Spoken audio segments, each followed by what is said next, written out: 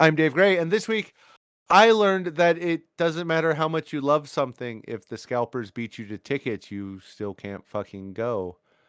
You get to die with all your dreams unfulfilled and unrealized. Oh, you can still go if you want to, like, spend 100 times the original ticket price. Dude, I barely had the money for the original ticket price. Don't be poor then, Dave. Ugh. Don't be poor, Dave. What's wrong with you? I'm Tyler Hosley, and I'm about to show you guys my pretty fountain.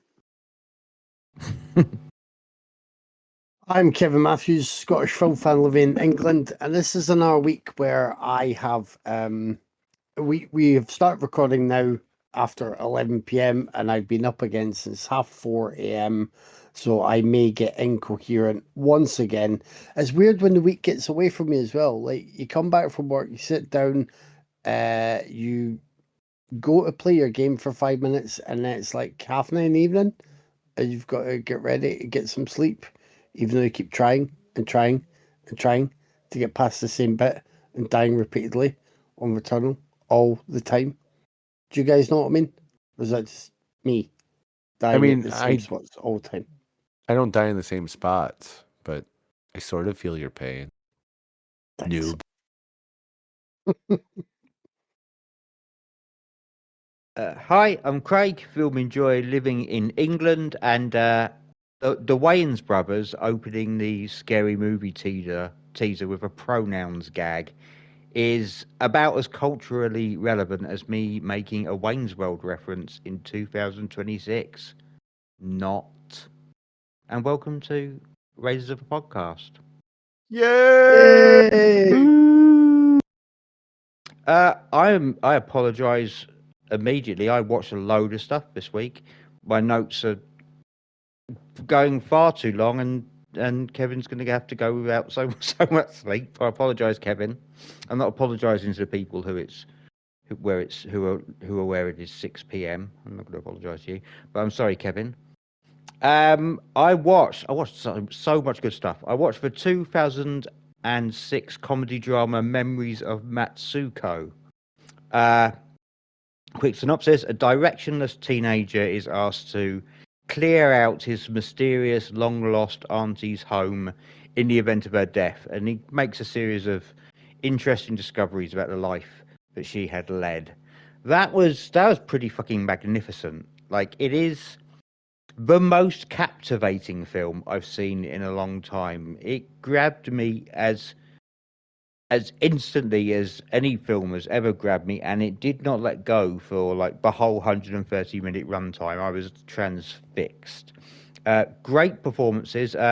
Miki Nakatani, who plays Matsuko, is just staggeringly fucking good in this film. I have seen her in other stuff. I don't think she really. I think she didn't stand out in those. I don't remember any other roles, but I will not forget this one because she is unbelievably good. It juggles a lot of different tones pretty flawlessly. The whole aesthetic of the film, like the cinematography, editing, production design, they're all like it's kind of joyously demented, and like as I said, like the story it tells is so engaging and emotive. Like, it hits every beat it means to without ever feeling at all manipulative. It is a really fascinating, engaging film that I recommend to anyone, absolutely anyone with even the vaguest interest in Japanese cinema. It's incredible. It's in minor masterpiece territory. Anyone seen Memories of Matsuko? I have not. Yes. Yes. Did you enjoy it, Dave? I did. Yes. Well, I'm not surprised because it is wonderful. Yeah, it's one that is on my list to make everybody else watch eventually, but I guess I'll put it back a little bit more. Cheers. Then I watched Thomas Vinterberg's 1998 dogme drama Festen, aka The Celebration. The extended family of a Danish patriarch gather to celebrate his 60th birthday, only for let's say certain grievances are aired very publicly. And yeah, I was blown away by this one as well. Another one that is encroaching on masterpiece territory for me. It's every bit as shocking as I expected it to be, in in a multitude of ways. Like the secrets being exposed are pretty horrendous, but they actually feel less shocking than the muted reception they get from everybody at this gathering. It's so dark, but it's like very, very funny as well. There's some great character humor in there, but there's so much jet black humor, like the jet black humor of discomfort and that disbelief at the behavior and reactions of the characters in this film, where you just can't help but laugh, because if you didn't laugh, you would just I don't know what you'd do. It's got a brilliant cast. Ulrich Thompson, I will always enjoy. Henning Mortensen as the aforementioned patriarch. He's very good. Thomas Bo Larsen, again, I always enjoy him. I think he's in all of Vinterberg's films, and he's always good. But there's an actress called Paprika Steen. Not familiar to me, but she was the standout for me. She's very, very funny. And I love the ending of the film as well, because so much of this film is absolutely horrific, right up towards the end. But then it does end on this kind of quite warm and hopeful note. And there is a scene that has a scene that, it's not just a hopeful note. It has finally like moments of an actual celebration that kind of left me really misty-eyed. It's a great fucking movie. And also, I think I mentioned this to you guys on our joint messenger. Like, it is wild how much this was almost certainly a massive influence on Arrested Development. I do not think the sitcom Arrested Development would exist without Feston. Trust me. Who's seen that? I know Kevin has. Yeah. I have not. I have. Oh, Tyler. You need to watch Feston. I know you well enough. I know you well enough to know that you would enjoy it. I don't think Thomas Vinterberg's done a bad film. I mean, I think I liked Feston a bit more than The Hunt, and we all really enjoyed The Hunt from what I recall. My favourite of his is still Another Round now, but Feston's, it's superb. I think I'd probably put The Hunt just a little bit above Feston, but yeah, Feston is... Thomas Vinterberg is just a very, very, very strong director who should have...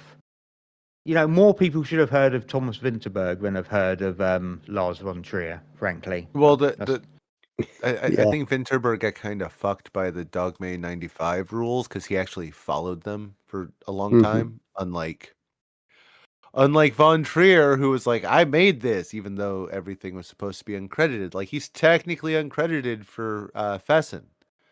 Yeah. But, I then watched Stephen Frears' 1984 British crime drama, The Hit, which I had wanted to see for ages. A couple of hitmen are sent to Spain to kidnap a in-hiding informant and drive him back across the country to meet the crime boss he had informed on 10 years earlier. Like I said, I wanted to see this for a while, and it didn't disappoint. It feels very much like a spiritual ancestor to Sexy Beast. Not just because, it's a British crime drama set in Spain. They have a similar kind of... just an unusual vibe for a British gangster film.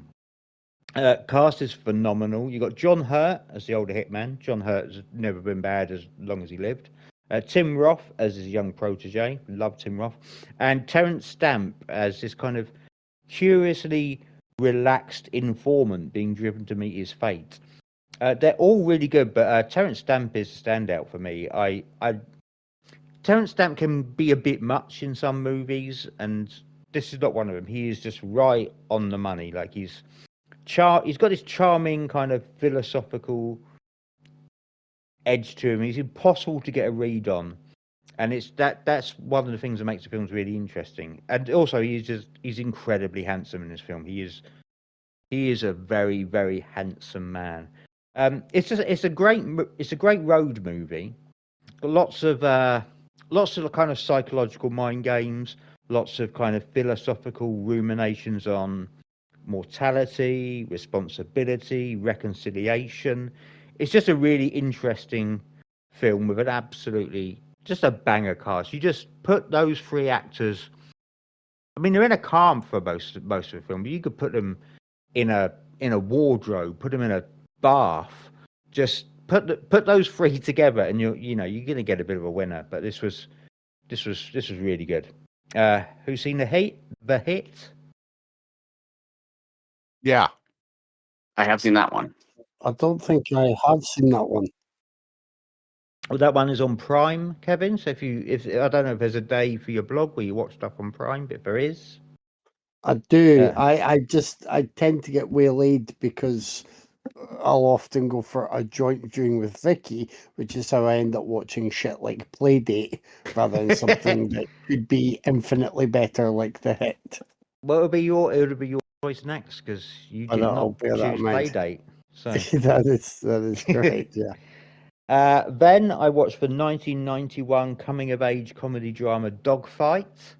A young soldier about to leave Vietnam takes part in the titular dogfight, which is a competition to bring the ugliest possible girl to a local dance. I've been meaning to pick that forever for the podcast. You've been going, not yet. My copy hasn't arrived. I'll tell you when it arrives. My copy hasn't arrived. I'll tell you when it arrives. It wasn't really my copy. Craig. It was Stephanie's copy because she's an enormous fan of God damn it, what's his name? Phoenix. And she dug it out and we watched it. I'm sorry. I'll watch it again though because Craig. I really enjoyed it. It's a banger. It's wonderful lead performances by, as I have said, my wife's favourite actor of all time, River Phoenix, and the consistently underrated Lily Taylor. They're both so good. It's sweet, it's funny, it's angry, it's kind of horny. What it does is it absolutely captures perfectly. You know that one great night. I think we've all had this night as young men where we go out drinking with our friends, we meet a girl, and then we kind of part ways with our friends and spend the night, the rest of the night bar hopping and wandering the streets with this girl and shooting the shit until the sun comes up. I think everybody's had that night, and it captures that really beautifully. It's very, very charming.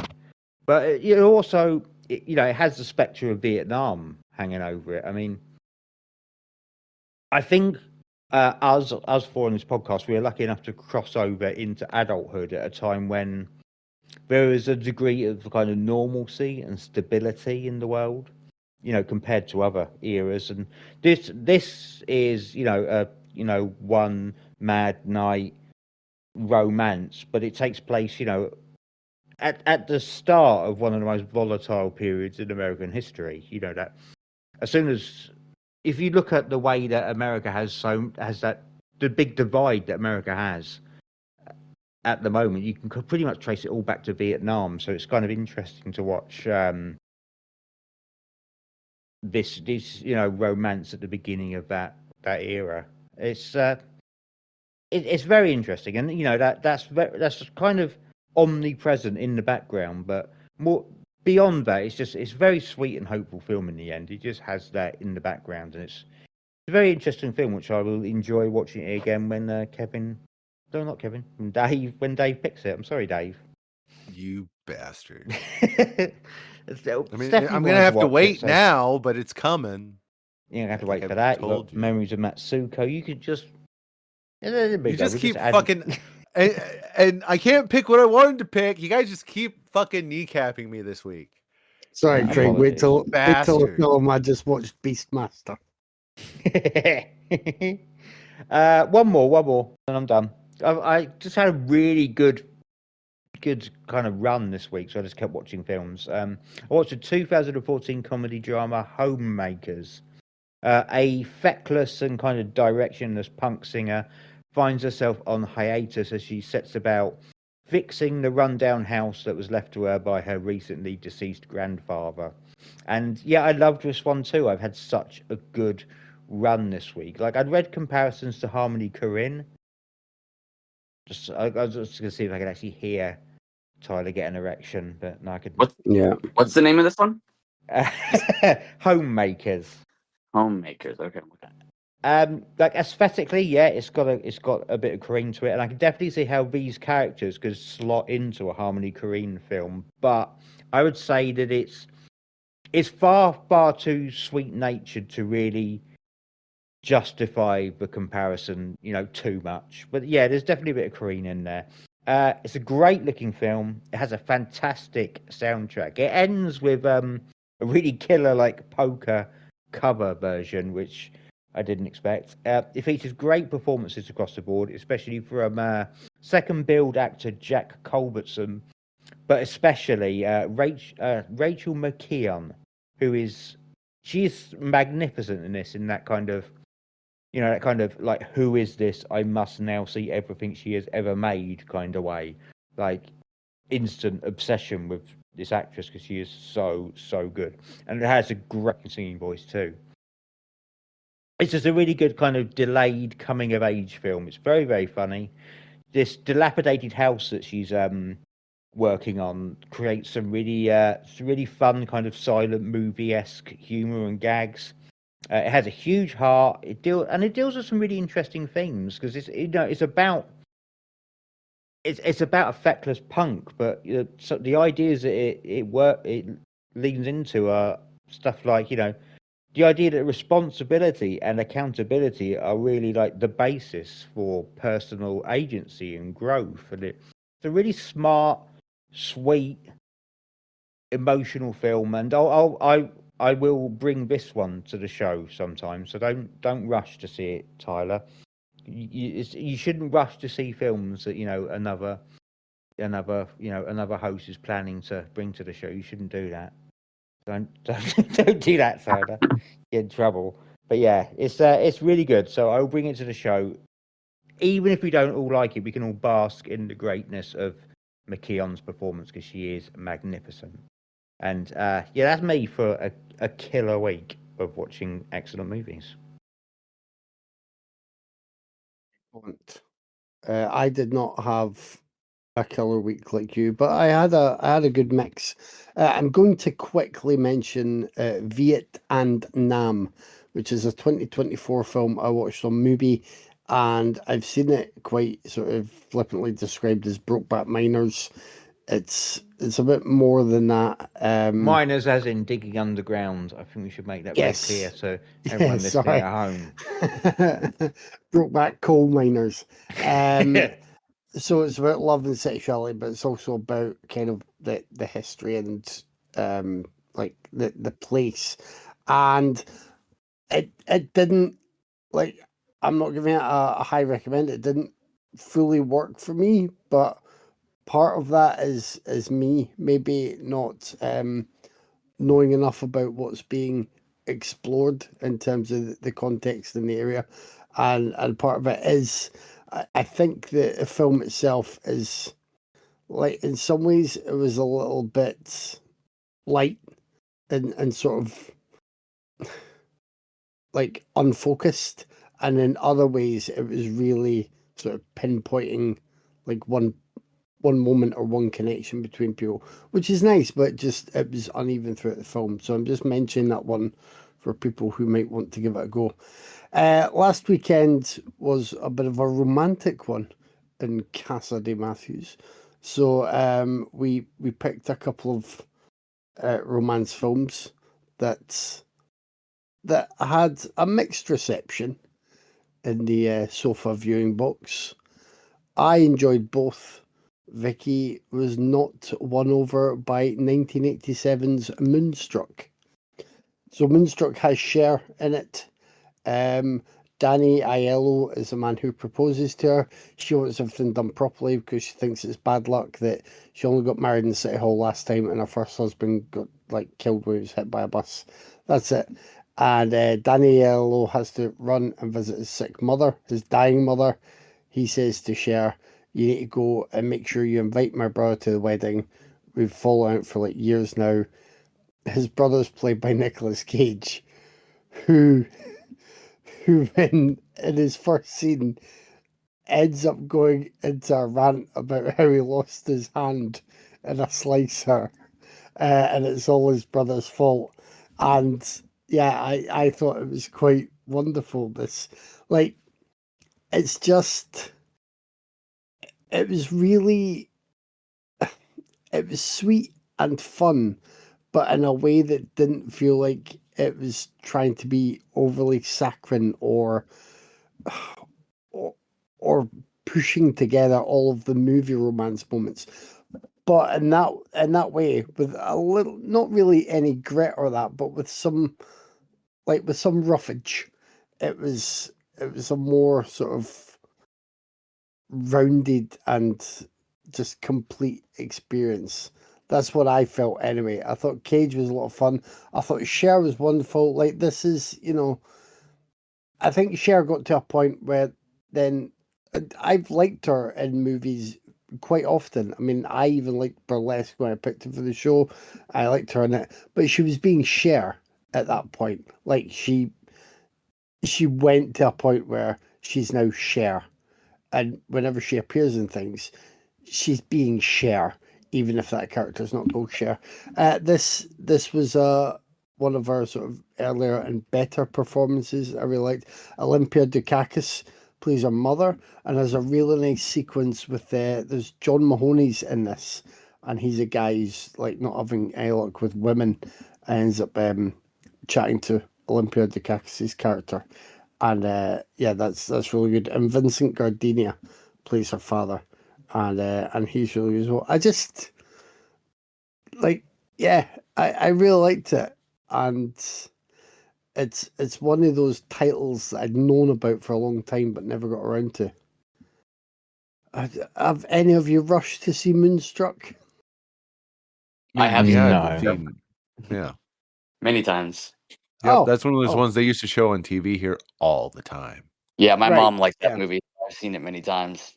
right, okay. Do you know what I mean about, like, it's not like, it is kind of doing the obvious romance stuff, but in a way that doesn't feel so obvious. Just they're grounding it a little bit more, I think, than a complete like, it is a flight of fancy, but it's given different clothes to not feel like a complete flight of fancy. Do you know what I mean?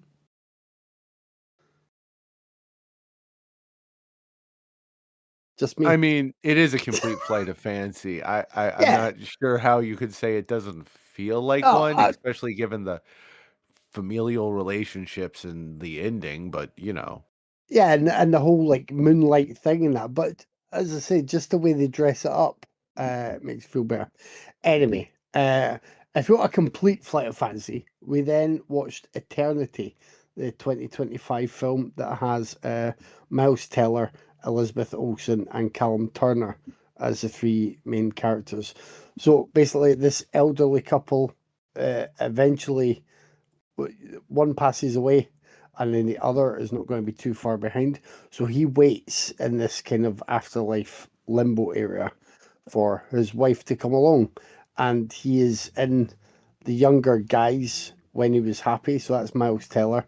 Elizabeth Olsen turns up, and it turns out that her deceased husband has also been waiting over 60 years for her, since he was, killed in the war, and complications ensue. And yeah, I quite enjoyed this. It focuses more on the romance than the comedy. There are a few laughs here and there, but it's more rom and com. And I just thought it was quite a nice look at, the the difference between that. You might still have a memory of someone you had a great relationship with that lasted a month or a year or whatever.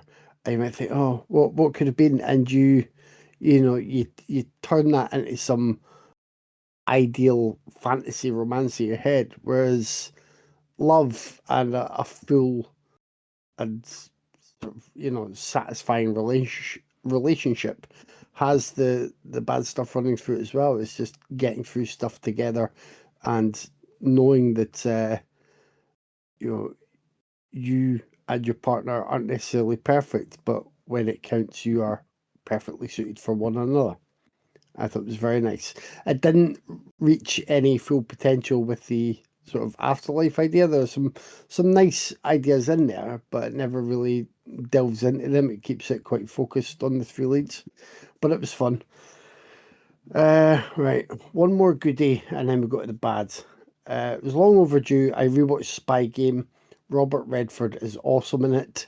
I also liked the previous Redford film that had Brad Pitt in it. Was that A River Runs Through It? Which I think Redford directed. But He Spy did. Game, It Spy was. Game is great. I was like, do I rewatch Spy Game? Do I rewatch Sneakers? Do I rewatch The Last Castle? I was wanting one of those kind of 90s or 2000s films that had Redford being the kind of elderly statesman presence, but in a good main role, in a rollicking bit of entertainment. Also had some intelligence from it. Spy Game really fits the bill. I think it's great. It holds up really well. A really, really fun film that I recommend to all. And now, is it two bad ones? I've got any more bad ones? I think it's just two. One that's so bad that it got to end. I was like, I bet fucking Tyler loved this. I couldn't remember your opinion, Tyler, but did you like Keeper? I haven't seen Keeper yet. I own it here. I just haven't watched it. I bet you'll like it, you son of a bitch. I'm already hating you for knowing that you'll like it when you've not even watched it yet. I really didn't like Keeper. Craig, Dave, have you guys seen Keeper? I have not. I like Nope. Tatiana Massali, but not enough Yes. to rush to that one. Yes. So like it feels like a cheap and rushed little film that they did because strike action delayed the schedule of the monkey. That's what it is. But it also like I also really like Maslany. She's not good in this. That's how bad this film is. Um, Yeah, but let's be it's fair. Osgood Perkins movies generally suck. I said it. I don't care if you disagree. You're wrong. Longlegs he's sucked. The monkey he's sucked. sliding down a I am the scale for pretty thing me. that lives in the house sucked. I He liked just he just Longlegs. runs off his dad's name, and I his liked father was a better writer. what was the weird little one before people knew, Black like the Coat's Black Coat's Daughter daughter? or Yeah, Black Coat's February. or daughter. February. Yeah, Yeah. yeah. I think it is on a sliding scale that's heading downhill. But I was just more surprised by Maslany being so bad. But it's almost like the credited writer for this is the guy who did Dangerous Animals, and Dangerous Animals was his first uh like finished feature, as far as I'm aware, and that was great. I'm not necessarily going to recite lines of dialogue for it, but it was a good screenplay. It did what it had to do. It was really good and fun and had nastiness. This feels like he maybe did some writing. Perkins had an idea and they were kind of workshopping, and then they let the actors go a bit over the top and try and play around with whatever tone they were aiming for, and maybe trying to deliberately add a layer or two of artifice, because like there's just such a very weird vibe between two people who go to a cabin in the middle of nowhere for what's supposed to be, got to be a romantic weekend, and they're not good. Maslany's not good, and the guy is played by Ross of Sutherland, and he's not good. I just think it feels like decisions were made when it came to, like, oh, here's a script, but let's play about with this for each scene, and the ending wasn't as much as a payoff. That's the last one that I think Dave may agree with me. I know Tyler disagrees. I got along to see Scream 7. I'm really, really not a fan. And I worry that every installment in the Scream franchise that I dislike now, I end up considering to be the new worst in the series. But it maybe kind of is, because this was so bad that it made me reconsider how much I disliked Scream from 2022. I was like, was it that bad? That at least had some moments that were more fun, and I would think back on. I enjoyed the opening of this because I didn't mind the two cast members who were in the opening, the expected opening. I didn't like any of the I just didn't like any of it. I didn't like any of the plotting. I didn't like any of the multiple couldn't give a shit red herrings. There's one character who pops up at one point and you're like, well, they're coming back at the end. They're going to be a killer, surely. Which may be more for like us kind of folk who would spot these cast members, maybe. But Scream, it started off playing with the rules of the genre, and it's now kind of having to, I think, slavishly follow its own rules and a formula, which is kind of sad. Like, it's just if it doesn't have anything that made the best of the Scream movies like as good as they are, it's just another disappointing subpar slasher.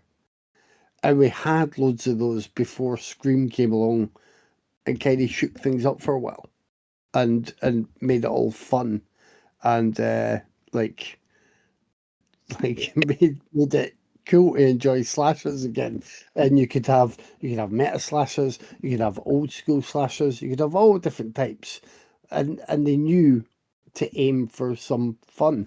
This film isn't fun, and I didn't think I would say this, but one of the people I kind of thought I might want to see a bit more of was McKenna Grace, and she's hardly used here. Like, she at least feels like a decent presence on screen compared to many of the other young cast members. I couldn't name yet any of the other younger cast members, and I did not care about a single one of them.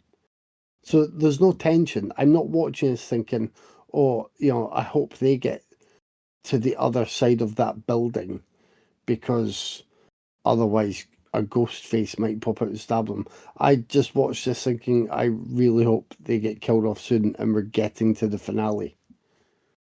Which is a shame. It's not what I wanted, because I really liked the previous Scream movie, and I know that probably puts me in the minority. But I really liked it, so I got It a was bit better of than the previous optimism one. again. Yes, yeah. I was like, okay, they might get this back on track after a wobble. But no, not for me. I'm glad for those who enjoyed it. I think it's tired, and like, I don't know where they go from here. They obviously have to go somewhere because it's made a boatload of money already, and the next one will make a boatload of I money. mean, do they have to go somewhere? Because this one didn't go anywhere. Well, I'm sorry, I have yeah. thoughts, but I'm gonna wait. I'm gonna hold them No, inside. no, that's me anyway.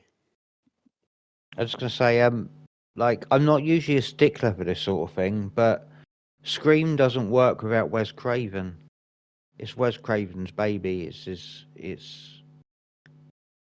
Uh, Wes Craven could be clumsy at times, but it was very much his thing, and I don't think anyone else has ever really got to grips with it. I think Craven had, definitely more of a, like, Craven could always see more of a big picture while he's putting a film together, and that is not just on the frame, but in terms of like where it fits in a patchwork of like horror genre and just classic film interconnected imagery and references. Like, he works with a great script, and then he brings his sort of cine literacy to it and his intelligence. So that's definitely a thing.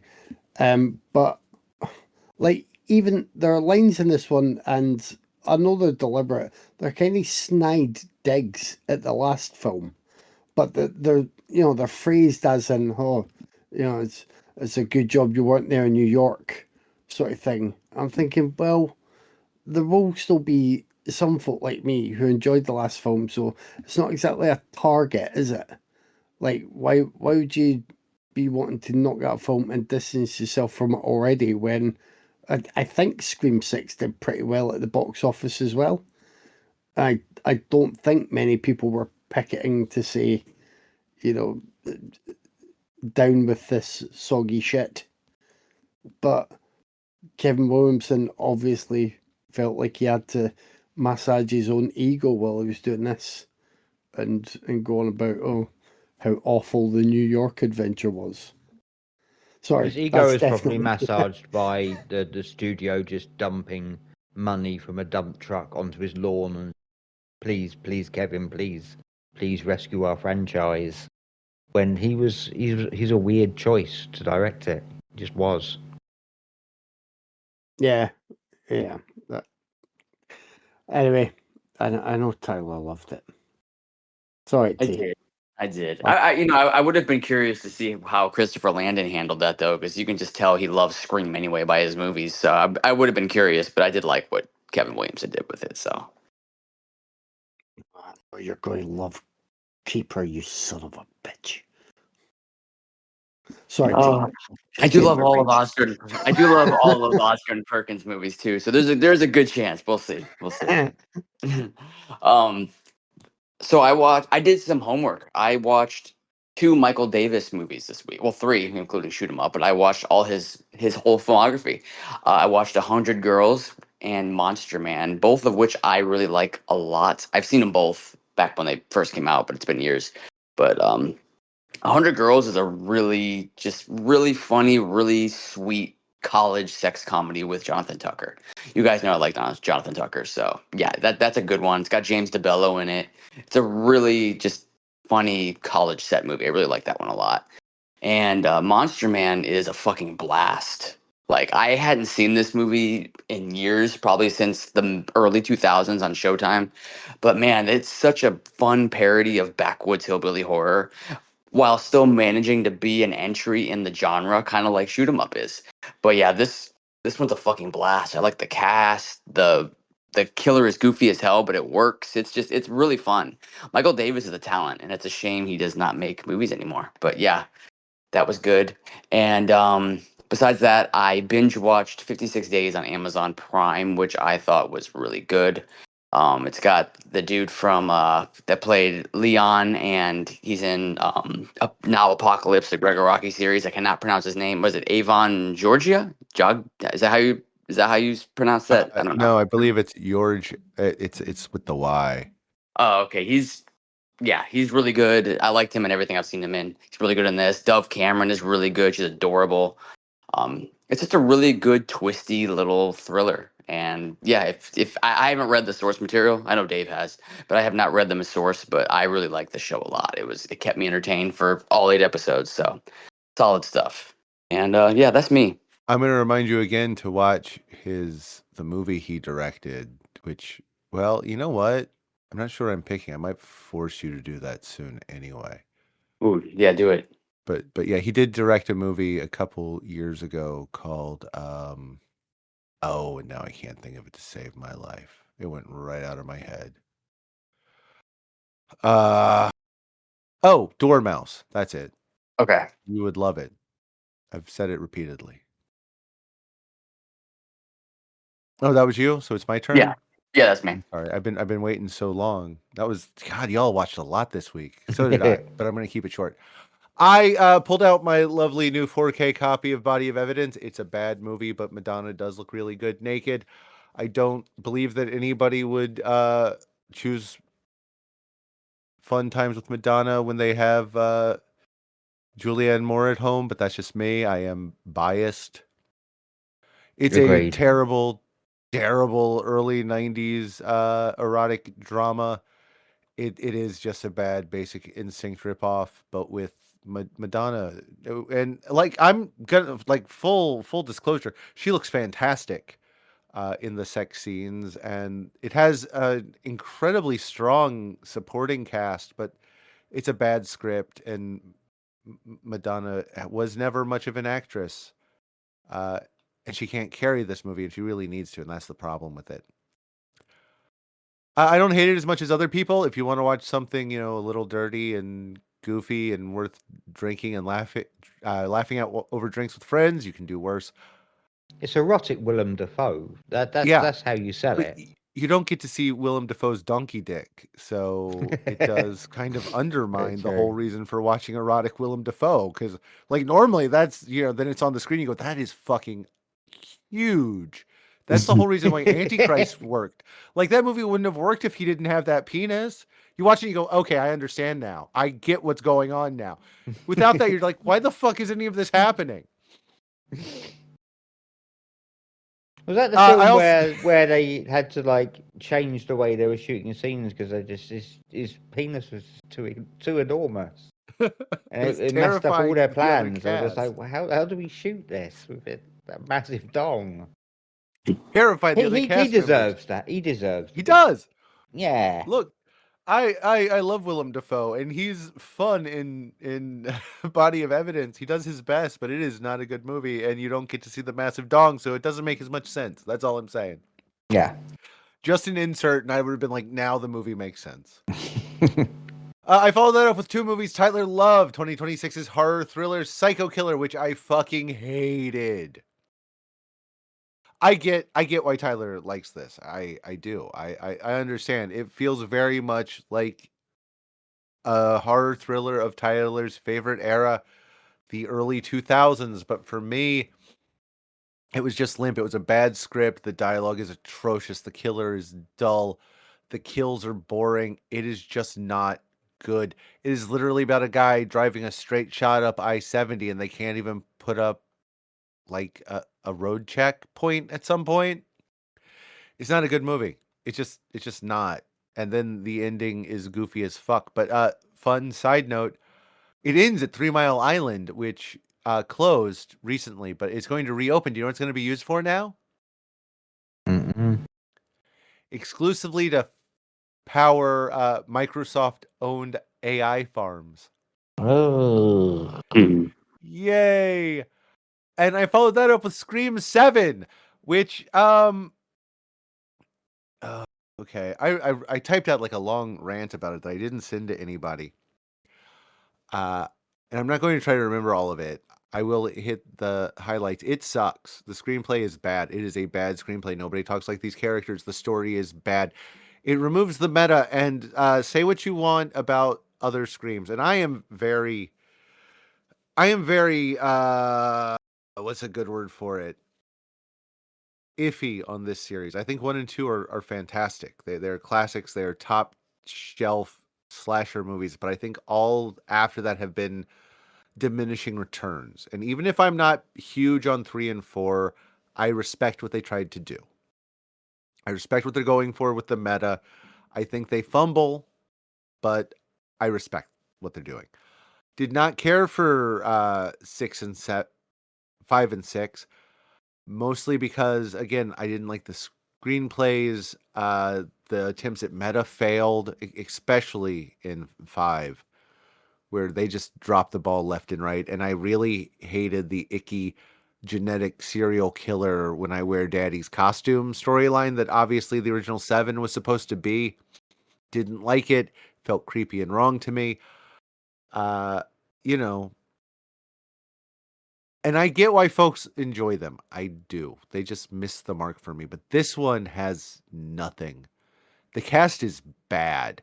Almost all of the young cast, except for Asa Goodman or Asa German, I believe. And well, actually, is she in one of them?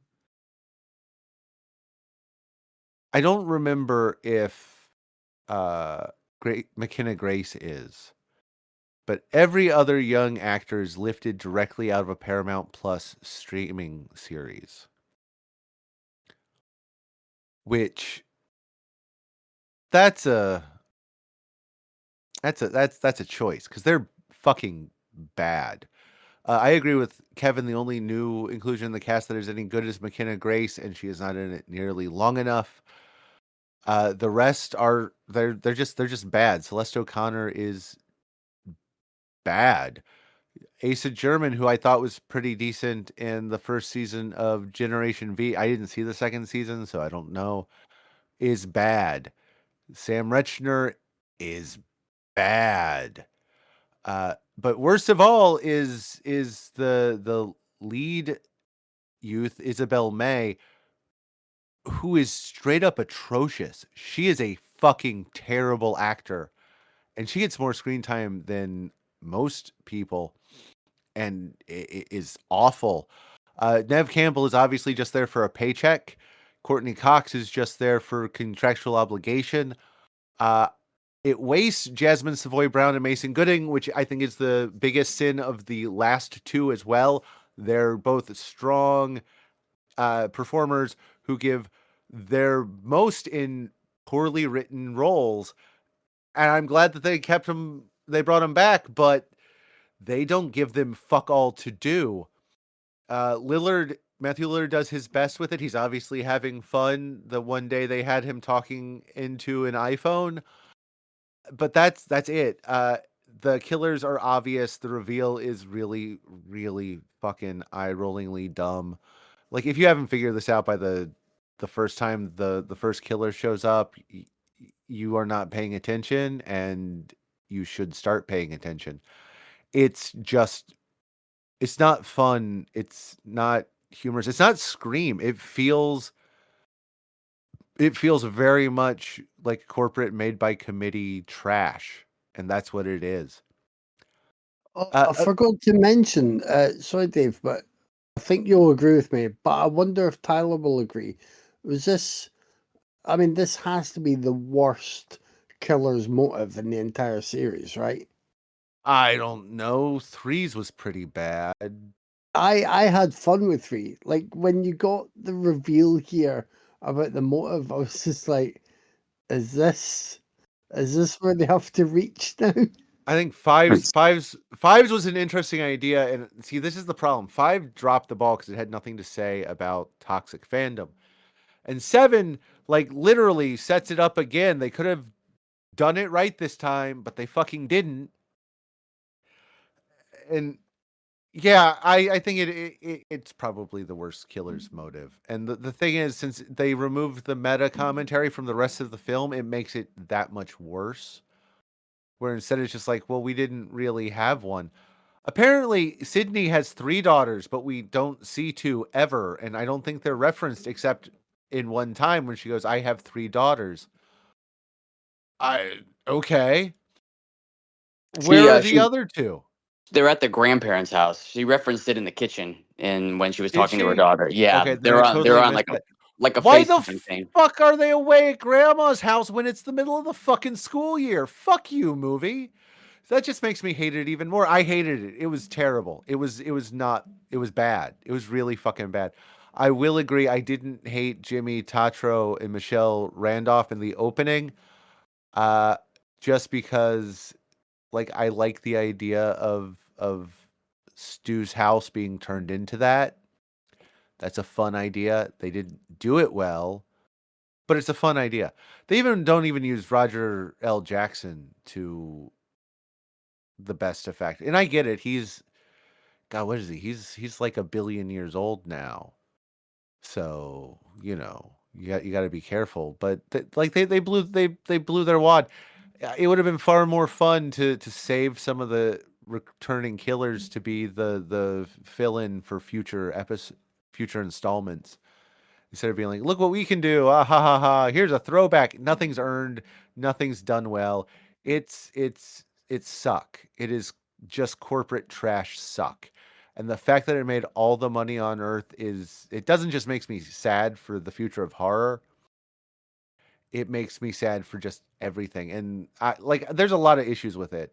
Not even getting into the Barrera issue, which again, I have massive problems with, but how they marketed it, using a fake, I mean, it's a real betting app, but to make people bet on what happens in the movie, and other folks you could actually pay to have your face CG'd into the background. Like, I have a lot of issues with this film as a whole. And the fact that it was bad just makes it worse. Makes it much worse. But it made all the money, so I guess we'll have, 6 more until well, I guess until Kevin Williamson just doesn't wake up one morning. He's just going to keep cranking out screams with all the money this one made. That's fun.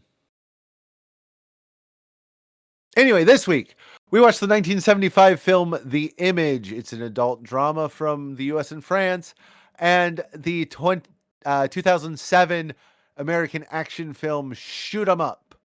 Hey, Kevin, Yes. would you like to pick a movie and tell us about it? Sure. Just so I can get it out of the way in terms of shitting on Tyler, I'll go with The Image first. Sorry, T. This is another choice that I didn't enjoy. So yeah, it's an adult movie. It's about a man who's I mean, I forgot he was a writer, but it says that according to the plot summary, who is introduced to a young woman. He starts to play with and develop a kind of dominant, submissive relationship with, but the woman's, I'm going to say handler, she's like a female pimp, is also getting involved, and there may be some other connection between the man and the woman who are toying with the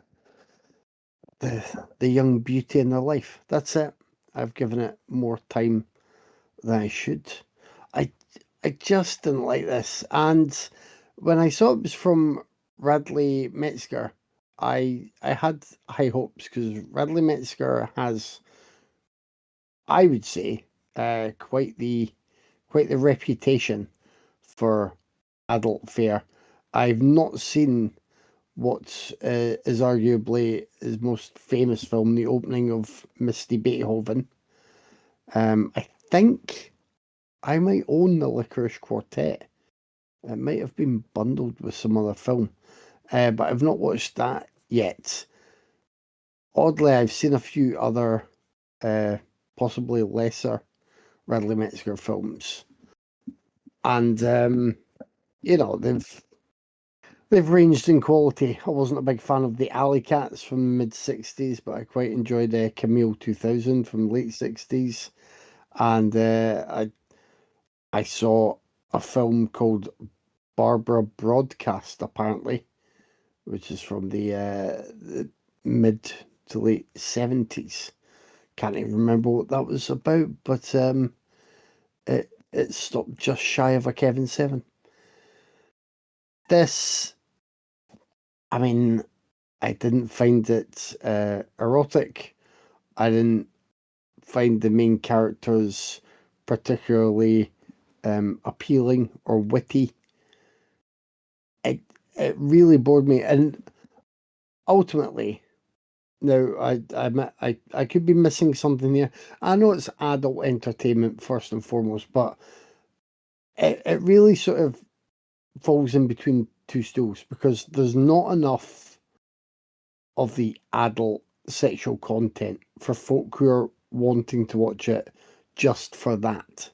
And then there's not enough point to any of the sort of framing narrative. I got to the end and I, begrudgingly conceded there may have been some point at the very end that was like, okay, for certain characters, this is a journey.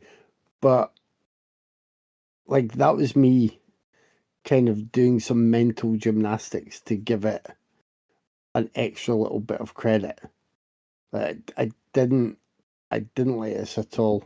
Written by Metzger and Catherine Robbe-Grillet, and her name rings a bell for me.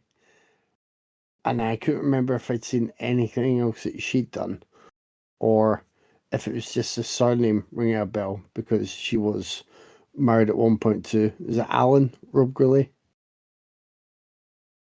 I think. So that may be why her It's name's Elaine. It's French. Elaine. But yeah. Sorry. They were a couple. I think they mostly worked together on stuff also. So that's probably why the name rings a bell. Right. So I may have been familiar with her work elsewhere. I couldn't place anything specific though. But considering I don't know how much of the film would have her input there.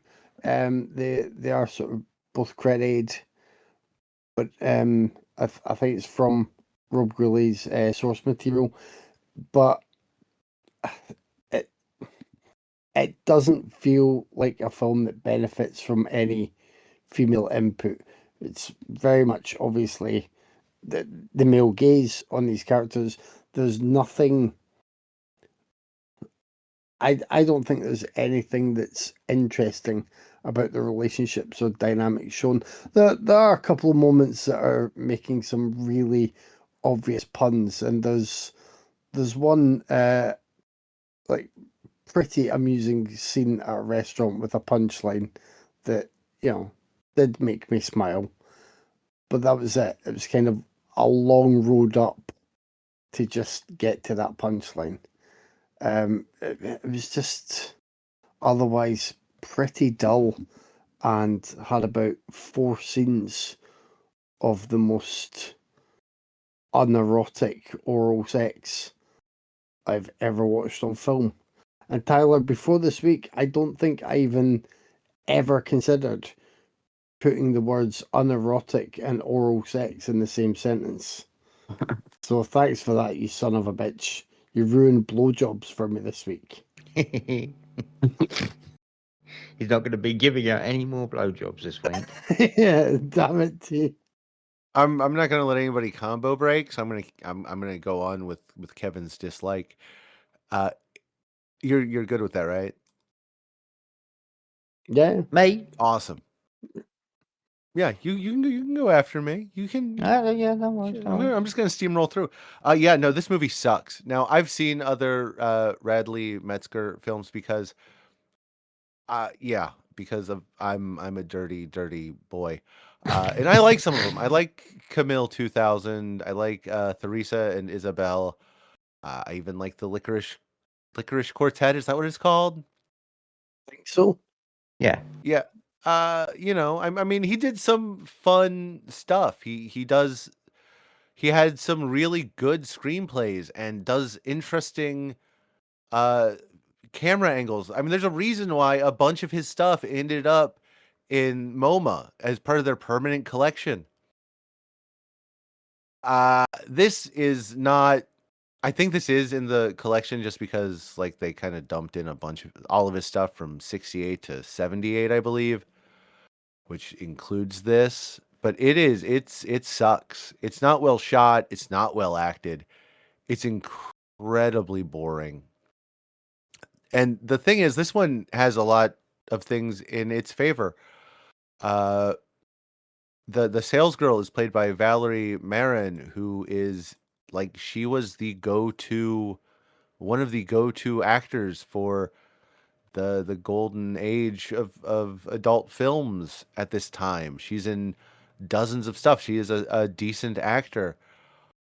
Rebecca Brooke is the young woman at the center of this sex triangle. She is gorgeous and another one who is a really good actor when given the right stuff. I mean, just truly jaw-droppingly gorgeous. She did a lot of stage stuff also. Like I think she was the first person to play Lenny Bruce's wife in the original Broadway or off Broadway run of Lenny way back in the day. Like solid actress who is given nothing. She's given less than nothing in this film, and that's kind of the problem where she's not allowed to be a person. Even the other people like Anne, who is her keeper, I guess, is given nothing. They just exist to please this man, and this man is not Like, this isn't a character piece. He's not even, like, sexually interesting.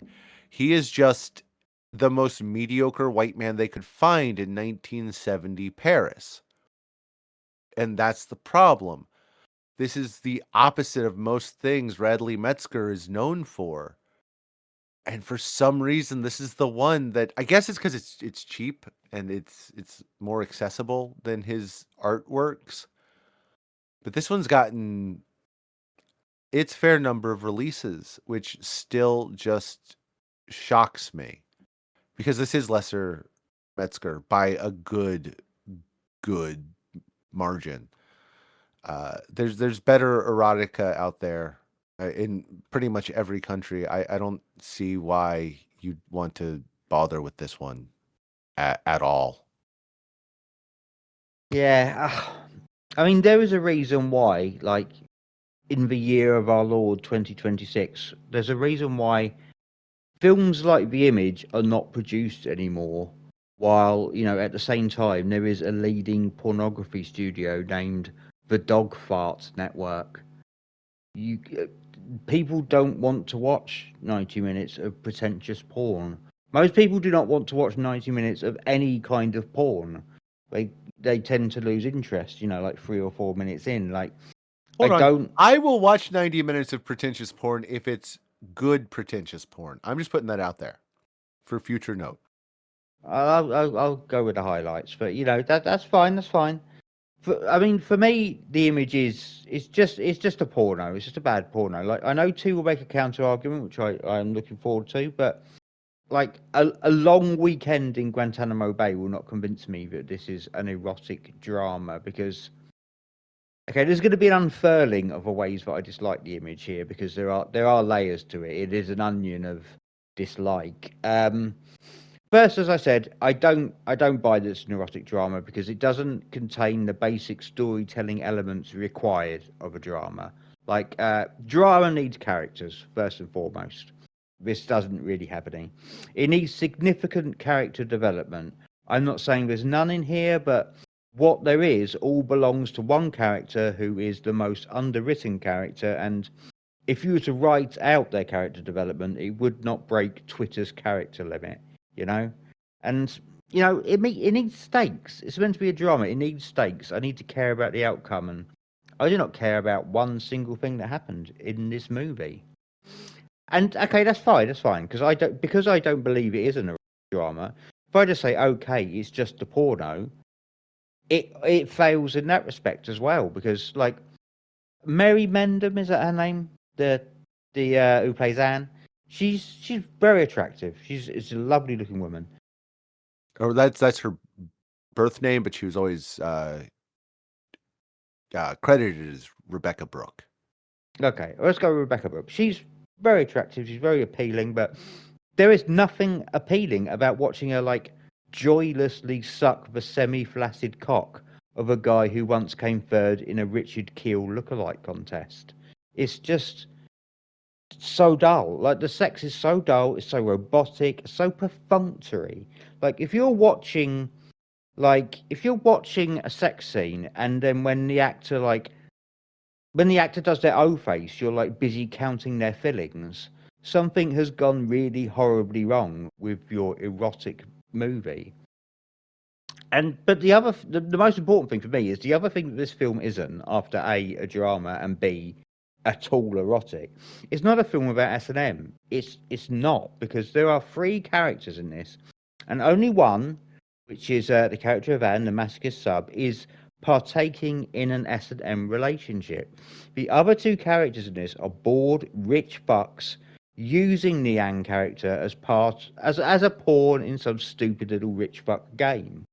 And so, because of this, which is obvious from the very start, because of this, Anne can consent to these activities. But if there are secretive, unknown motivations behind these games, then her consent goes out of a window, and this film becomes 90 minutes of just rape and abuse, which is just the most tiresome fucking thing on earth. And like there's a whipping scene in the third act which seems to go on for an eternity. And like I said, to me this is not S&M, this is abuse. And watching it for God knows how many minutes straight is just dull as fuck. Second most tiresome thing on earth is this film's script.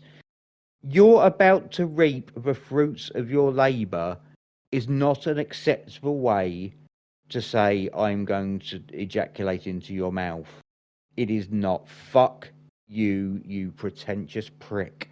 Like, the dialogue in this film is horrendous at points. And the voiceover, that wildly unnecessary voiceover, do you know what that voiceover does? All it ever does is explain, it describes exactly what is happening on screen in real time in that moment. It is literally, I walked into another room. We watched him walk into another room. I had a biscuit. We watched him eat a biscuit. Then a cup of, watch him have a cup of tea. It adds absolutely nothing and drove me round the fucking bend. And the thing is, like, it's not total shit because it is actually, I think, very well made. The cinematography is very strong. The production design is excellent, particularly the costumes. The score's good. Like, I think all three of the main performances, I'm not saying they're great performances, but they fit their characters. They're effective. So it's all very well made, but it's well made shit. It's a turd rolled in cubic zirconias. It's awful, and I truly hated it. I'm just sad for you, Tyler, because you were on a hell of a fucking run in 2026. You were just kicking all of our asses, but this is awful on such a multitude of levels that I just it makes me sad. You made me sad, Tyler. But I love you. You're the only person who ever, if I hate somebody's film, I have to tell them afterwards that I love them. And I say it to Dave, and I say it to Kevin, I'll say, fuck you, Dave, fuck you, Kevin. But with Tyler, it's like, I'm sorry, Tyler, I hate this shit, I love you, though. And it does feel like kicking a dog sometimes, but we all know Tyler's his own worst enemy.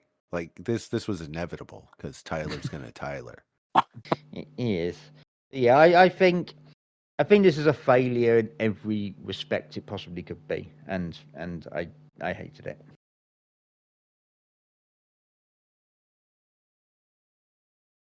Well, I don't know about you guys, but I always say you're about to reap the fruits of your labor when I'm blowing a load in a girl's mouth because I am a classy son of a bitch. So,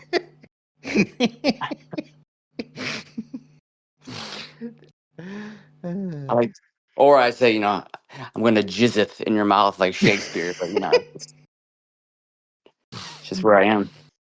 Very classy. Oh Lord, yeah, that is. Everybody remembers that scene in fucking Macbeth. Out damn jizzeth. I mean, I don't consider this porn. I mean, I'm pro porn, and I do think porn can be art. But for me, this is an erotic BDSM art house film that has unsimulated sexual acts in it, because it really never follows the actual rules of 70s hardcore pornography. The blowjobs are real, yes, and you get to see a girl piss in a bathtub a couple of times, but you never see actual penis enter a vagina. So you can't really call this hardcore porn along the lines of, films like Deep Throat. Or, well, nobody ever gets a full erection in this film, so that would be difficult. Do you know why that is, though, by the way, T? Why? It's because Brooke was dating the director at the time. Ah, makes sense. That actually does make sense. That does make sense. But that's the only reason why I wouldn't consider it. I mean, yes, it does have pornography in the movie, but so does movies like Love, the Gaspar Noé movie, and all that stuff. So, I mean, I would consider it along those lines more than I would consider it Deep Throat or Behind the Green Door or Forced Entry or any of those 70s porn movies. But I don't know. I really like this one. It's beautifully shot. I mean, that Synapse Blu-ray transfer is fucking incredible. It's very European in style. I love all the phallic architecture shown throughout the film. I think it explores desire and power and submission really well. It's got a very 70s dreamlike atmosphere, and it's incredibly dark at times too. Like the Gothic Chamber chapter almost feels like a scene from a fucking horror movie, like from like Saw or something. I think the cast is really good. Rebecca Brooks is stunning, as you guys said. I mean, she's a fucking knockout. She's gorgeous. And I really liked her in this. I mean, she's a pornographic actress, but she's super solid for what she's given to do here. And I think Marilyn Roberts is great. I mean, and she's low key kind of terrifying. That woman terrifies me, but I thought she was really good in this. I didn't mind the voiceover personally. Yes, it's pretentious. The dialogue is super pretentious, but I like that shit. And the only thing I would have changed is probably the ending, which we just watched a bunch of whipping and BDSM sex, and you end with some like vanilla missionary shit. Nah, not this movie. But at least it was on a staircase, though, which, I mean, that's kind of hot. So, but yeah, I like this one a lot. I did. I bought the Blu-ray. The reason why, because I liked it. But yeah, 50 Shades of Grey wishes it could be the image. But yeah, it's good stuff. I like it. And I like I said, I wouldn't recommend it to somebody though, because you can't recommend movies like this to the normal people. So I just make you guys watch it with me instead. I'm really gonna hate myself for what I'm about to say, but it made me think of it because the sales girl is in it. Have you seen Wet Rainbow? I have not. Okay, you want to talk about actually a really good golden age of porn film? You should check out Wet Rainbow. I I I cannot believe I just said that. For the I am record, putting it on on my the list as podcast. we're speaking right now. It's about a couple who both fall in love with a hippie artist Mm-hmm. named Rainbow. It's actually really good, and it really does look into its adult themes, and it's really underrated. I Yeah, it's got the couple what the fuck are their names? Got Harry Uh Reams. yeah, Harry Reams and Georgina Spelvin, the folks Nice. from The Devil and Miss Jones. I am adding this to my list for right now. Yep. Which list? Which list? What list do you think? Who Private knows? viewing or? Okay, yeah. It could be private viewing. It could be Raiders. You'll know when Do you think there's a Wet difference between Rainbow. those two lists? No, Very true, very there really true. isn't. There They're the really isn't. same list. They're the same list. I promise you, they're the same. But yeah, I like these. So Okay, we gotta move on. This is gonna be a long episode, and we spent way too much time talking about porn already. So we followed that up with Craig's pick, the 2007 action film "Shoot 'Em Up" from Michael Davis. This one stars Clive Owen, Paul Giamatti, Monica Bellucci, and has I'm gonna call it an extended cameo because he's not really in it that much, from Stephen McHattie. Uh, a homeless drifter rescues a newborn from assassins and then enlists the help of a lactating sex worker to keep the child alive and unravel a conspiracy. I really really enjoy Shoot 'Em Up. I don't think it's perfect, but for a gun fu film made in the West, I think it is one of the better ones. I think it redoes some of the gags a couple times too often. Like there's one too many kills with a vegetable. They do the same slide gag one time too many. But Clive Owen really sells it. Paul Giamatti's a blast. Who doesn't love Monica Bellucci in anything? It is a live action Looney Tunes, and that alone gives it a big plus in my book. Which is funny because I've criticized other movies for being live action Looney Tunes. I think it's all about the sense of fun, where I feel it in this, but I don't feel it in something like, say, Terrifier 3, where it's Looney Tunes over the top, but it's not fun. It's just, how can we nauseate the audience? Whereas this is Looney Tunes over the top, and now we're going to stop and be snarky. This is Bugs Bunny versus Yosemite Sam. No, Elmer Fudd. but they both have guns and die when shot a lot. But it's fun, and I would take this over.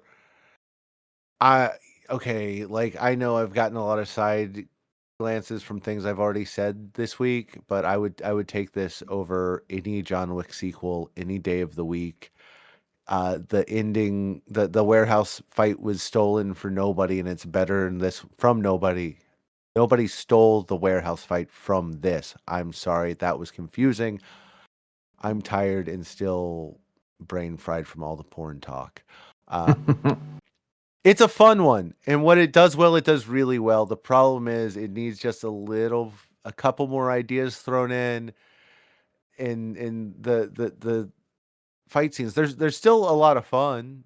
You should check it out, but it's not like it's on the cusp of being truly great, and instead it's a blast. This and Guns Akimbo I can pop in and watch whenever. Uh, it's just sometimes it's just fun to see mayhem and blood and death and assholes getting shot a lot in the butt. I mean, you say you're tired, Dave, but I closed my eyes while Tyler was on about the image and opened them when you were on about the Looney Tunes quality of shoot 'em up. So I hope you enjoyed this, Tyler, because unfortunately I just slept through your discussion of it. Sorry, it's nothing personal. I even put mute on in case I snore.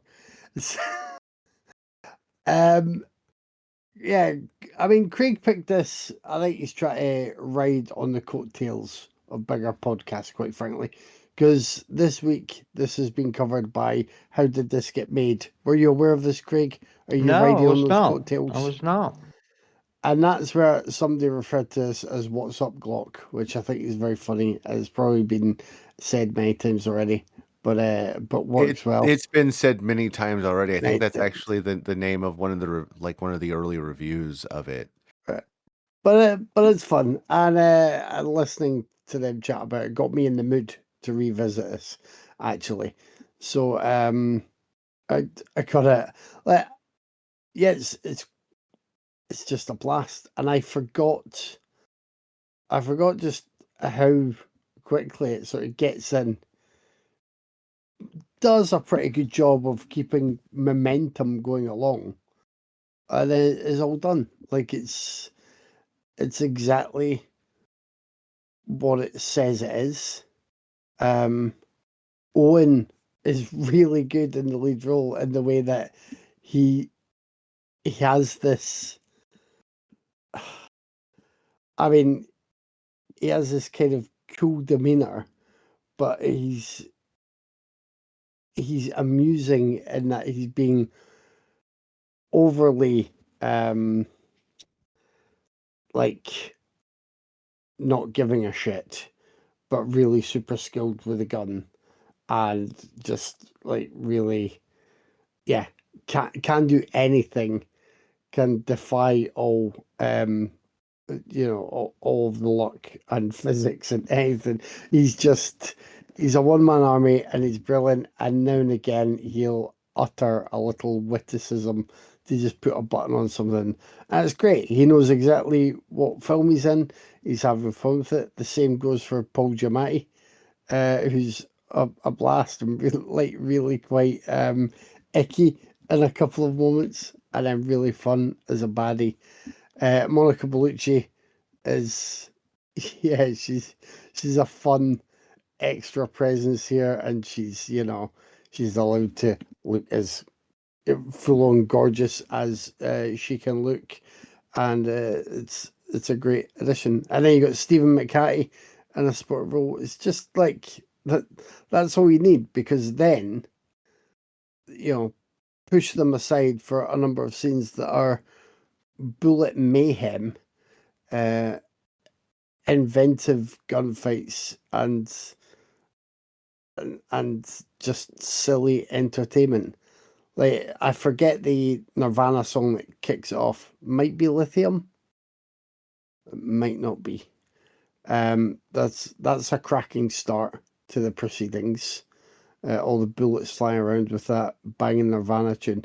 And as I said to you guys in Messenger, like, someone should have sat Eli Roth down with this and had him in the Clockwork Orange style getup to just force him to watch a sequence that shows how easily you should be able to make a cracking bit of action that is accompanied by Motorhead's Ace of Spades.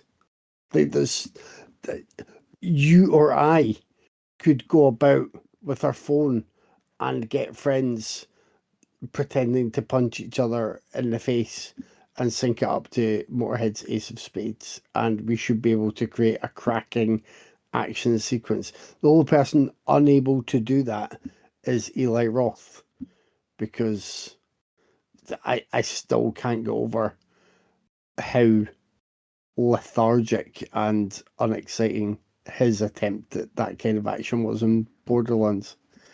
This is great. Now, I have a question though. I get the fight with the guns where he uses the one under the hand dryer to sort of heat it up, get the guy to drop it. Why does he heat up his gun again? I know it fires, but I thought at that fire point It was wet. might be wet. he still had. It was wet. He hadn't Oh, right. dried it all out, so it was wet. Because for some reason I'm watching it, and again, I like the inventiveness of it. I like the environment being used, but I'm like, he's at this point, he's fine for still having his trigger finger, and although he's wrestling with the guy, I'm like, he can use that. I thought we were meant to think he couldn't fire it any other way, but it's because it was wet and he's drying out. Right, brilliant. That's all well and good then. That has answered that riddle for me. This is it's just great fun, and I'm really glad you brought it to the podcast, Greg, because it's one that I enjoyed, it's one that I bought, and it's one that I've never rushed back to revisit. I've just always thought, oh, that was fun. I don't think, it's one that I'll necessarily rush to rewatch, but then rewatch it, I'm like, yeah, I should make time for this more often, because it's so gleeful, and it didn't do well, and it's as if, I mean, yeah, I don't know. I don't think enough people were sort of on the same wavelength. Like, it delivers the action goods in a enjoyably sort of sort of low budget, lo-fi way, even though it was a decent budget ish they were working with for this. But it does that, and then it keeps the humor going through everything. And yeah, I don't know whether people watched this and thought like they were part of the target with the whole thing taking the piss, or whether they just didn't like the mash of the gunfire and the humor. But I think if you are on its wavelength, it is a joy, and I found it a joy. Yeah, I would take this over any John Wick sequel any day, because the only good John Wick movie is the first one. I said it, I mean it. I fucking love Shoot 'em Up. I was one of the very few who actually got to see this in theaters twice when it came out, both times in an empty theater. I'll never forget it. Right from that opening scene with Clive Owen delivering a baby during a shootout and detaching the umbilical cord with a fucking bullet, I was like, yep, this movie was for me. It's so much fun. I love how much it revels and just how ridiculous it is too. And it gives like no fucks about it. It knows it, and I love it so much for that. Clive Owen is fucking fantastic in this. I'm a big fan of him anyways. First time I ever saw him was in Closer, one of my favorite movies. Loved his performance in that, love his performance in this. And he's just wonderful with his whole Bugs Bunny carrot and his goofy one-liners. He's so good in this. I love him in this movie. Paul Giamatti is amazing as the villain. I mean, he's eccentric, he's sadistic, and just fucking over the top.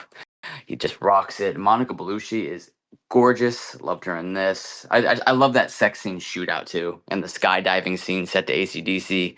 The soundtrack in this is just top notch. Nirvana, Motley Crue, Motorhead.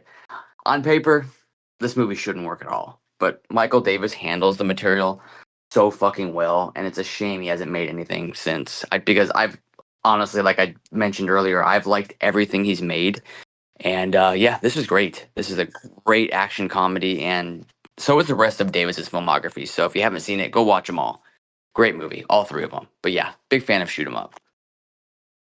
He's moved Yay. into like some animated stuff, hasn't he? I think he's done a couple of animated things. Has he? Not, yeah, not for a few years, but I'm sure his last couple of things after this were animated. I don't even know if they were features or just little projects. Yeah. But yeah, because I was looking up his filmography. I saw Monster Man some while ago. Wasn't a big fan, but I might think differently about it nowadays. I've not seen 100 Girls or 100 Women, or there's a cute little one from the 90s called 8 Days a Week that I think I might enjoy. Yeah, I And totally forgot about that one. That's a good one. That's a good one. yeah, I was going to say I'd imagine you would enjoy that with just the time and the vibe of it. So yeah, I don't know. He seems to have gone on to some animated stuff, but maybe it's just an easier way to get some of his vision somewhere without having to get too much money funding. Okay. Well, yeah, shoot 'em up. This was my secret weapon against Tyler. I'm coming for you, Tyler, with Monica's mommy milkers. They are my secret weapon. Yeah, as I said last week, I picked this because it was a film I loved back in its day, but it's also one that never generated the kind of cult appeal and the cult longevity that I would have expected. Like, to the degree that I'd pretty much forgotten that it even existed. I just happened upon it as a new addition to Amazon Prime, and I was like, "Oh fuck, shoot 'em up! I like that movie. Let's give it a go.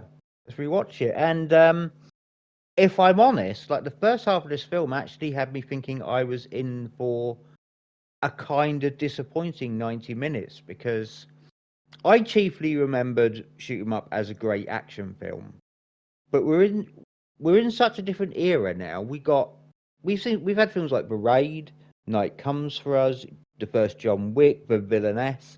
Like, as an action movie, Shoot 'Em Up actually, I don't think it is aged that well.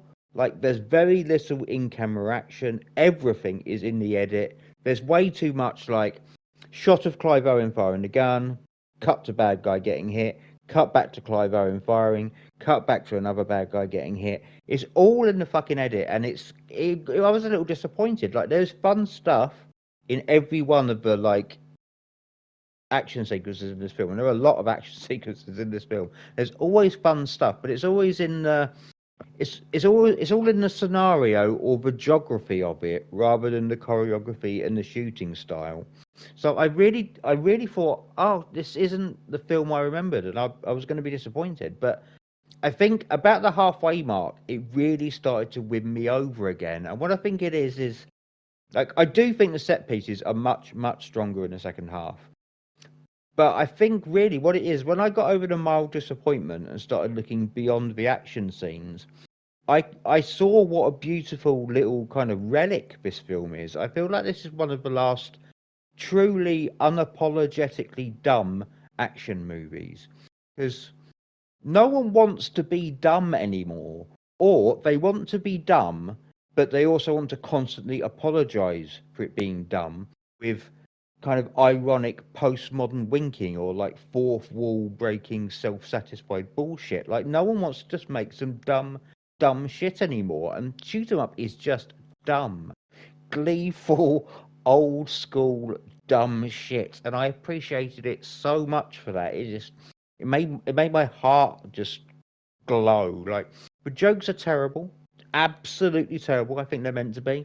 The cast are great. Like, Clive Owen is so good in this, like chomping on carrots, murdering people with carrots, and all the insane shit he does in this film, he does with the same like deadpan delivery every time, and that kind of a Leslie Nielsen level straight face. Like, he has one expression for this entire film, and it changes maybe 3 times during the runtime, and that's only like tiny little micro expressions within that kind of pissed off little look on his face. He's so good. And then you have like cinema's, as far as I can say, cinema's greatest ever scenery chewer opposite him, giving like 110 million%. Like, there are places Paul Giamatti can take a character where no other actor can. Like, if any other actor tried it, you'd be like, no, that is too much. You can't do that. And it just kind of feels right with Giamatti. Like, because there's just something about him. He is in total control of his crazy. Like, bursting like a dozen blood vessels in every scene. But, like, doing it like a pro. I fucking love Paul Giamatti, and he is a wonderful one-off. There is no one else like him. The script and the pacing are economic as hell, just like foot to the floor in the first minute, and it never lets up. There are little dialogue scenes, but really they never last, and the pacing of this never lets up. It just accelerates straight to the finishing line. It's incredible. I love the soundtrack. Nirvana, Wolfmother, Motorhead. It was the first time I ever heard a Nirvana song in a movie. So when it happens, like within the first few minutes of a movie, along with dozens of like executions, I was in heaven. It's just a fucking blast. I call it John Wooney tunes. It's just John Wooney tunes nonsense. So I started out a little disappointed that some parts had aged badly, but then I had the best fucking time when I recognised Shoot 'em Up as something that I miss dearly in this day of like winky Netflix bullshit. These movies aren't made anymore. No one wants to make dumb shit, and I really wish they could. And I really wish this film's director could make some more dumb shit. Like, I was thinking today about a sequel and how much I would love a sequel with Paul Giamatti. And I don't care how he comes back. Evil twin, resurrect him like fucking Darth Vader. I don't care, because it doesn't matter, because it's dumb shit. And I'd love to see him take on Clive Owen again in a legacy sequel. It's never going to happen, but God, I'd love that so much. So yeah, Shoot 'em Up is not actually a particularly great action film when you compare it to the action films of this, later times, but it is just a great fucking fun movie, which just delights in being very, very silly. And I wish more movies did that. All right, it's time to pick one. I'm going with the one that had an actually good sex scene, so it's Shoot 'em Up for me. Yeah, Shoot 'em Up. I'm also going with Shoot 'em Up. Holy shit. Despite Craig helping to make it 3 weeks out of 3 when someone's made me snigger by saying the word winky, you son of a bitch. I did that on purpose. I will also go with Shoot 'em Up. I did it. Look at that. I stopped him with the mummy milkers. I knew that. I knew that would do it. You've been picking with Tyler for months, and you finally got a sweep. Congratulations, applause. Ooh. Can we swap partners now that I've defeated Tyler? I'm never Sure. Do it again, mean, after the next special, yeah, we can totally do that. Okay, put me with Kevin, and you can get robbed of a. That does feel like the way the world should be every week. So next week it's Kevin and I again. So Kevin, what do you have for us? Well, I was struggling to think of what I would pick once again, and I forgot to mention the other week. I don't know if you saw it, but when Robert Aramayo collected his Best Actor award, I think at the BAFTAs or Rising Star, he thanked Ethan Hawke and said that Ethan Hawke had been to their school or been to Juilliard and given some speech about not giving in to bad habits and such and such. And I saw Ethan Hawke say something, and apparently people were checking and said that Ethan Hawke said, "Oh, that's it's better than winning to whoever was some," which I think is lovely, and it reminded me of how much I love Ethan Hawke. So because of that, I'm taking a roll of a dice, and we're going to watch his new film Blue Moon, because I wouldn't put Craig through the Black Phone 2. So yeah, Blue. I think it's just called Blue Moon. The one where he plays Is it Lawrence Holt? yeah, Or something? Yeah, Lawrence Hart. yeah. I apparently that's on Netflix. I got it free on Sony Core though before that. So I was going to go with a brand new South Korean movie, but it's so new that only I could get access to it. So I'm going to have to like it only had 20 reviews on Letterboxd and 4 on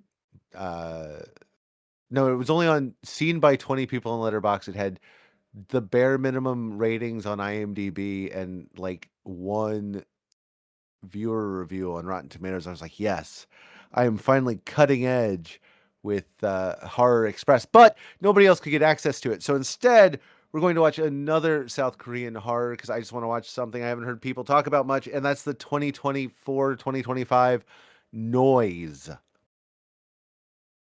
That's Okay. out there. It's around. Everyone can access it legally and above Is that board, just of course. spelled normally, or is it Yes, spelled like a 2 chains Noise. vehicle? No, All right, okay. Noise. And our special this week, brought to us by Kevin, is underappreciated, underseen, under talked about something. Hammer Films. I got one if you And want mine. I've got mine, Oh, so I'm going to share mine because I'm very excited for this. I haven't seen this in forever. okay. Going with the 1962 adventure film Captain Clegg, also called Night Creatures. Okay. Do mine as well, seeing as I've got it ready. I mean, yeah, if you want. Why not? Why not? Like, I'm not a fan of Hammer horror. I've said so multiple times, Kevin. But I looked up non-horror Hammer in, to hope I'd find something that piqued my interest, and I discovered there's a Hammer film, a Hammer film directed by Joseph Losey, which is the 1962 sci-fi drama The Damned. So I'm going with that. That is why I said lesser celebrated Hammer films. I didn't say Hammer horrors. I knew Yeah, it would you give you full selection from their deep and varied catalogue. You did. I got to go for a No. deep cut. It's varied. Hey, Dave, did you know that Captain Clegg and the Night Creatures was in Rob Zombie's Halloween 2? It was the band I at the did. yes. There's a band that uses that name. I am aware. Yep. We're on Instagram, Raiders_of_the_podcast. We're on Facebook, where I sometimes remember to post stuff on Wednesdays, sometimes Friday night while I'm on the podcast. We have a YouTube channel where you can like, subscribe, and comment and watch Kevin's awesome videos. We have a Discord. We have a Blue Sky, and you can always email us at raidersofthepodcast@gmail.com. Woo! As always, thanks for listening. Thanks for joining me, guys. I'll talk to you next week, assuming Kevin wakes up from the coma he's about to enter. See you next week. Hey, See ya.